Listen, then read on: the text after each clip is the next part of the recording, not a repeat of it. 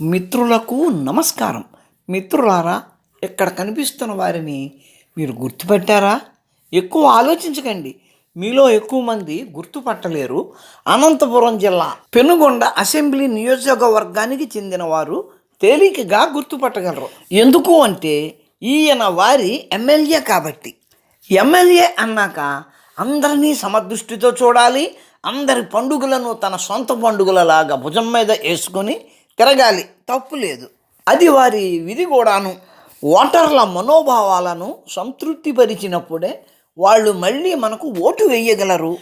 మీకు తెలిసిన విషయమే, ప్రస్తుతం క్రిస్మస్ వేడుకలు మంచి రంజుగా జరుగుతున్నాయి. అక్కడ ఓటర్లు మూకుమ్మడిగా దొరుకుతారు కాబట్టి అక్కడికి వెళ్ళారు, ఆ వేడుకలలో పాల్గొన్నారు, తప్పులేదు. క్రైస్తవుల సమాజానికి వెళ్ళారు, అక్కడ ఏమైనా చెప్పచ్చు, ఏం తప్పు లేదు. క్రైస్తవులు ఈ సమాజానికి ఎంతో మేలు చేస్తున్నారని, ఈ దేశము ఈ సమాజము సుఖశాంతులతో సర్వ సౌఖ్యాలతో విలసల్లాలని కోరుకుంటున్నారని. అదే పాస్టర్లు అయితే ప్రపంచ మానవాళి అభ్యున్నతితో ఉండడానికి ఎంతో పాటుపడుతున్నారని ఇట్లా చెప్తే చాలా మంచిది, అందులో కూడా తప్పులేదు. రాజుగారి చిన్న భార్య దగ్గరకు వెళ్ళి మీరు చాలా మంచివారు, మీరు చాలా మంచివారు అంటే పెద్ద ఉపయోగం లేదు. రాజుగారి పెద్ద భార్య కంట మీరు చాలా మంచివారు అని అన్నప్పుడే చిన్న భార్య గారి దగ్గర ఆదరణ దొరుకుతుంది. ఆ విషయం తెలుసు కాబట్టి ఆ ఎమ్మెల్యే గారు ఒక చర్చిలోకి దూరారు. ఆ దూరిన తర్వాత వాళ్ళని పొగడాలి కాబట్టి హిందూ దేవుడి దర్శనం చేసుకునే వాళ్ళు తాము మాత్రమే బాగుండాలని కోరుకుంటారు, కానీ యేసు ప్రభువును కొలిచేవారు సమాజం బాగుండాలని కోరుకుంటున్నారు. సంఘం బాగుండాలని కోరుకోవడం చాలా గొప్ప విషయం అని అయ్యగారు అన్నారు. ఎంత మాట అండి, ఎమ్మెల్యే అయ్యగారు అన్నారంటే అందులో ఏదో నిజం ఉండే ఉంటుందండి.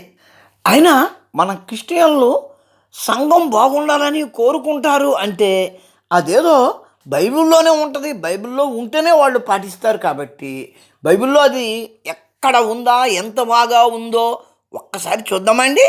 నిన్ను వలె నీ పొరుగు వారిని ప్రేమించాలి. ఎలా ప్రేమించాలో తెలుసా? దావీదు గారు తన విరోధుల గురించి ఏ విధంగా అయితే ప్రార్థించారో ఆ విధంగా నీ విరోధుల గురించి నీవు ప్రార్థించి వారిని ప్రేమించాలి. ఈ సమాజము సంఘము బాగుండాలని క్రైస్తవులు నిత్యము కోరుకోవడానికి వారిని ప్రేరేపించిన బైబిల్లోని కీర్తన గ్రంథములోని 109వ కీర్తనను ఒక్కసారి చూద్దాము. వాని జీవిత దినములు కొద్ది వగునుగాక, వారి ఉద్యోగమును వేరొకడు తీసుకొనుగాక, వాని బిడ్డలు తండ్రి లేని వారు అవుదురుగాక, వాని భార్య విధవరాలగునుగాక. ఆహా, ఎంత ఉదాత్తమైన ప్రేయర్ అండి ఇది. ఈ విధంగా ప్రార్థన చేయడంలో ఒక అంతరార్థం ఉందండి. కరుణామయుడైన దేవుడు ఒక మాటను ముందే చెప్పి ఉంచాడు. ఏమని? వాడి భార్యలను వాడి పగవారికి అప్పగింతును అని.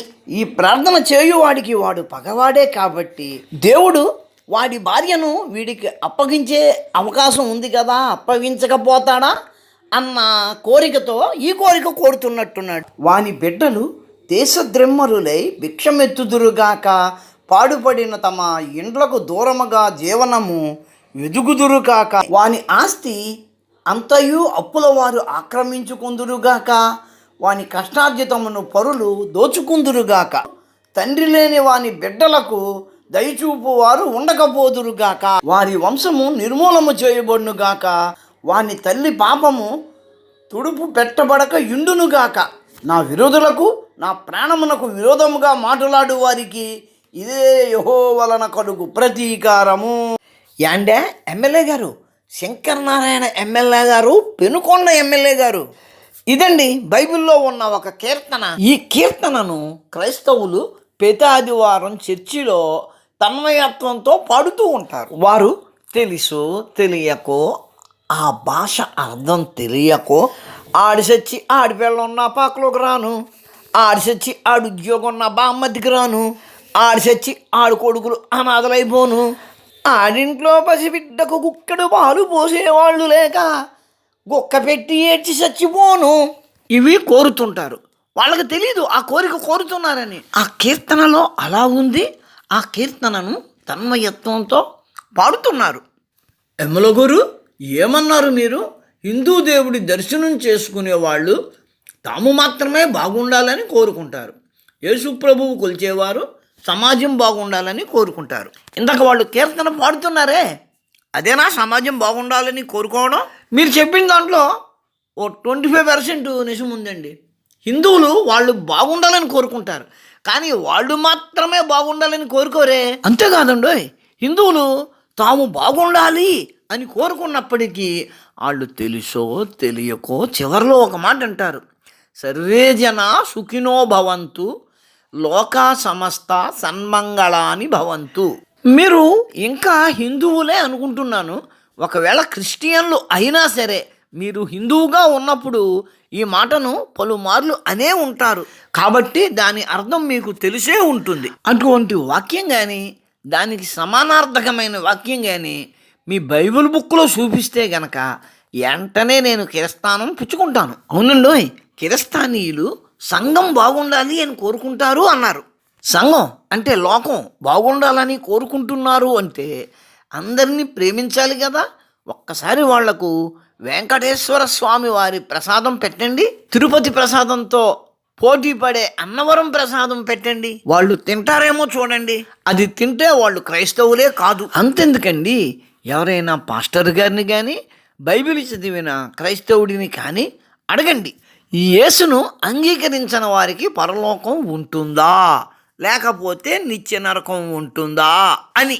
అంతెందుకు, అదే ప్రశ్న మీరు వేస్తే గనక వాళ్ళు ఖచ్చితంగా చెప్తారు, మీరు ఇంకా కిరస్థానంలో మొలగలేదు కాబట్టి మీకు నిత్య నరకమే. అగ్ని ఆగదు, పురుగు చావదు. సరే, మీ పురుగు చస్తే నాకేమిటి, ఉంటే నాకేమిటి, అగ్నిలో దొర్లాడితే నాకేంటి, కానీ మీరు చేసే విన్యాసాలు మన పార్టీ అధ్యక్షుల వారికి బాగా కనబడుతున్నాయి, మీరు బాగా నచ్చుతారు. మీకు సీటు గ్యారంటీ, రెండోసారి గెలిస్తే మంత్రి పదవి కూడా గ్యారంటీ. అది మిత్రులారా, సత్యసాయి జిల్లా పెనుకొండకు చెందిన మిత్రులు ఎవరైనా ఉంటే వెంటనే మన ఎమ్మెల్యే గారిని సంప్రదించగలరు. ఆయన తగు జాగరూకతతో మీకు కిరస్థానం ఇప్పించగలరు. ఈ వీడియో నచ్చితే లైక్ చేయండి, షేర్ చేయండి, మీ కామెంట్ పెట్టండి.